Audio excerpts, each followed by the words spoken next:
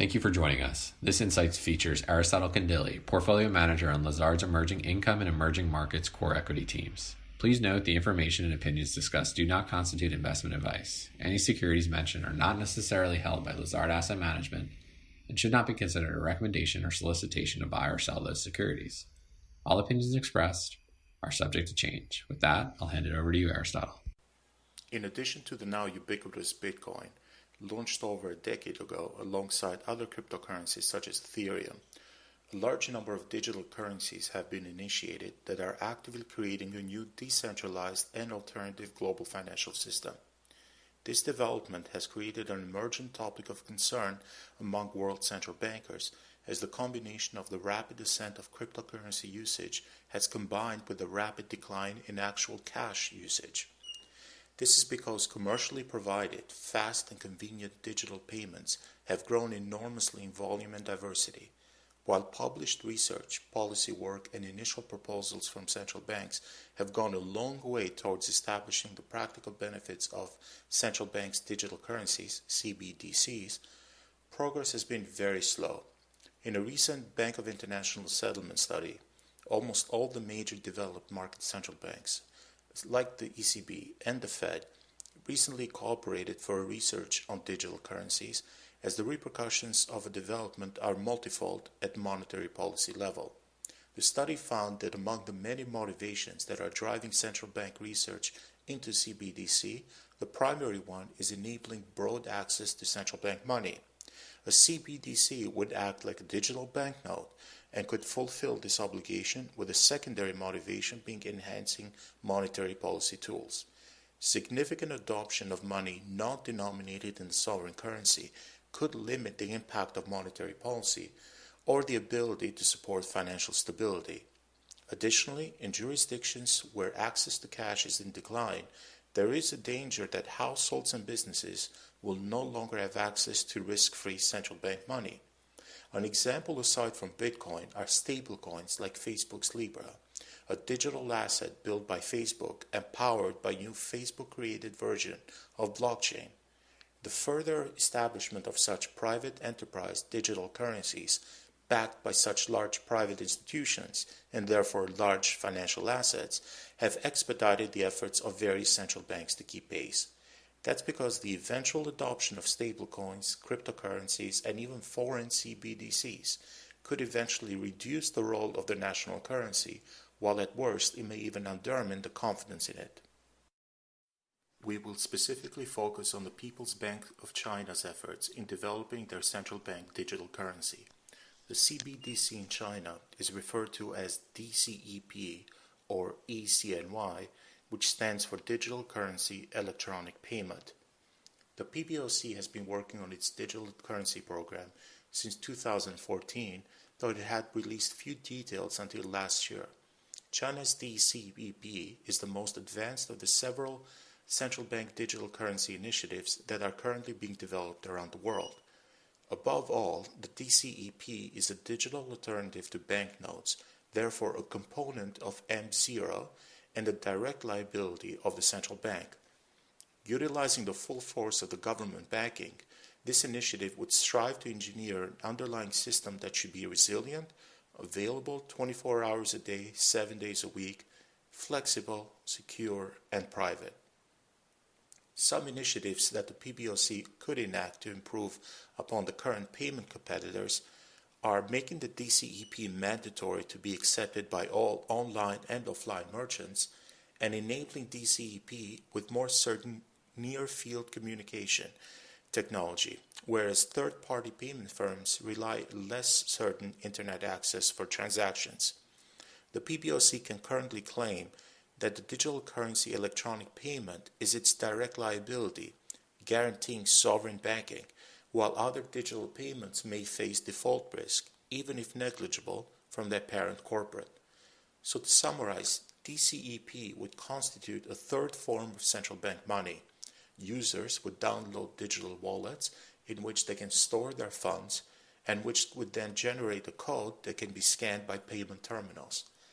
Because DCEP is designed to replace cash in circulation, commercial banks will have a role in distributing the digital currency to users. meaning that the PBOC will not disintermediate them for now. To do so, they must deposit exactly the same amount of their reserves with the PBOC as the DCEP that distribute. So quite simply, the value, unlike other volatile digital currencies, will always be 1 DCEP to equal 1 renminbi.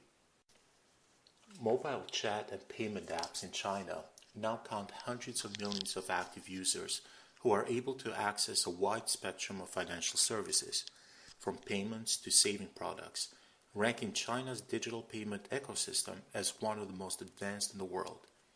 Already, approximately 85% of transactions in China originate from some sort of digital payment, be it via internet or mobile payments.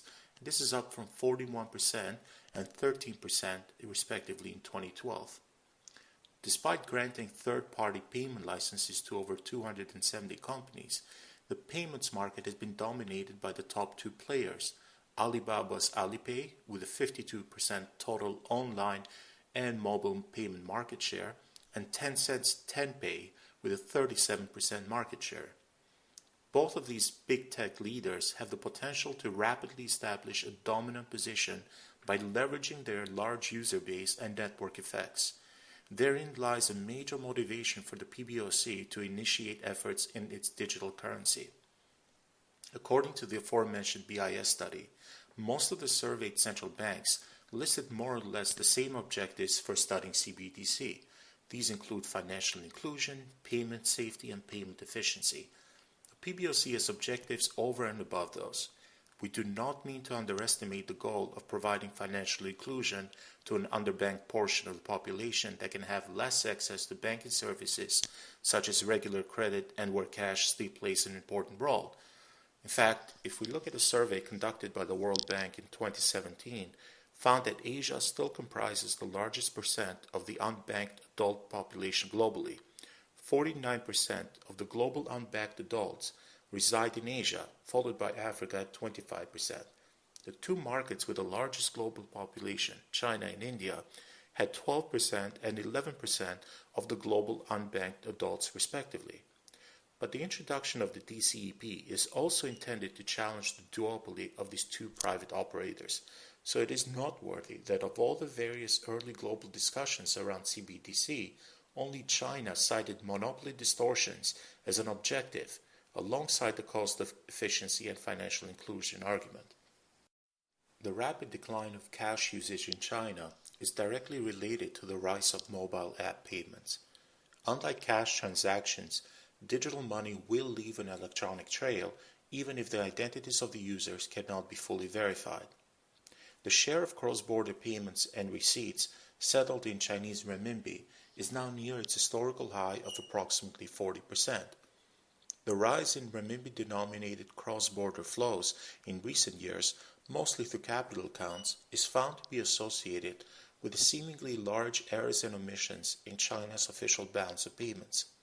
Cross-border payments are inherently more complex than purely domestic ones because they involve multi-jurisdictional entities, time zones, and regulations. Although China does not have free cross-border capital movements, capital flight is common and at times a substantial monetary policy headache. Capital flight can occur in various ways and is often difficult to trace, but one of the most common is the manipulation of invoices by internationally trading Chinese companies, which leads to money being transferred abroad. People can also use Bitcoin to hide money from the authorities and or transfer it abroad. This is where DCEP can be designed in a way that provides the PBOC with information through aggregated transactions. Only aggregated at first because in a transaction between two people or entities using DCEP, anonymity will be assured.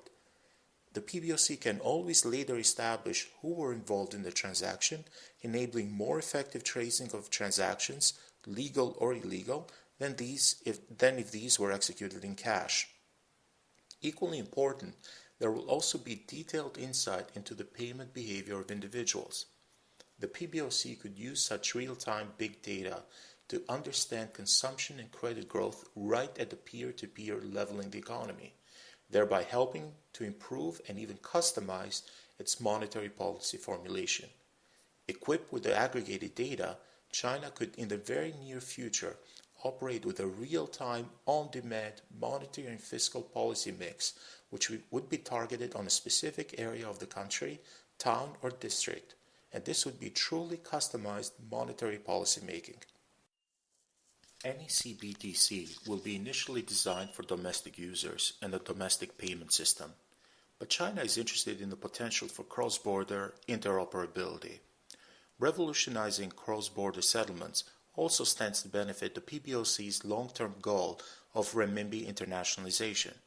In this regard, many non-US entities trade with Chinese entities, but a large portion of the cross-border transactions still use the US dollar as the underlying currency, in part because of the domination of the dollar as the world's largest reserve currency. However, if cost-efficient peer-to-peer transfers become more common in cross-border transactions, entities would be able to directly exchange renminbis for foreign currencies without involving the dollar. One primary example would be trade transactions with various African countries, where China can use its already outsized geopolitical influence to test pilot the DCEP. Many African countries do not have fully convertible currencies, and mutual trade is frequently settled in US dollars, which is expensive in certain cases. China could aim for a solution in which African countries can use the DCEP not only in their trade with China, but also use it for their own domestic transactions. One could also envision China leveraging its Belt and Road Initiative by further promoting RMB settlement, which should then ultimately, if all conditions fall into place, take on a bigger role in the international monetary system. Admittedly, the transition in the use of international settlement would likely take place over a long period of time, though undoubtedly the technological evolution of DCEP would facilitate this.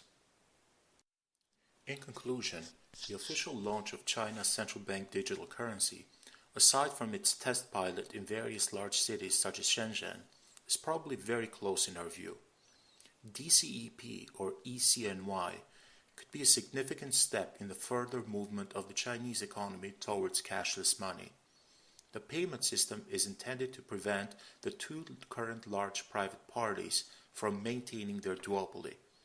Financial inclusion would be improved in the underdeveloped areas, leading to a reduction of the informal economy, while theoretically everyone would be able to have access to cashless money and the associated financial services that this would make possible.